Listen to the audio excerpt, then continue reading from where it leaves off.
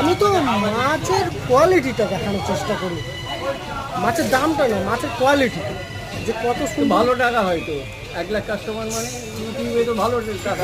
এই একটা জিনিস বাবা 1 লাখ কাস্টমার মানে প্রচুর টাকা। আরে অনেক মহিলারা সব থেকে কি বেশি নেয় আগে দেখো। হ্যাঁ জোরে নাম 740 টাকা। এইটা দেখো আজকে কি চাল যাচ্ছে মাত্র 400। আরে কত করে বাড়িতে হাফ করতে হয়। আমার বাড়িতে তো ওই মুঠির ব্যাপারটা নেই, খুব কষ্ট হয়।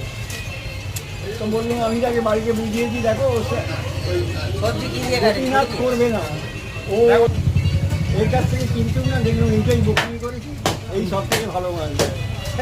এই তো ভালো জিনিস চিনতে দেরি লাগে। হ্যাঁ এইটা ঠিক বলেছেন, ভালো জিনিস চিনতে সব দেরি কিছুতে লাগে। ভালো জিনিস চিনতেই টাইম লাগে। হ্যাঁ এখানে হচ্ছে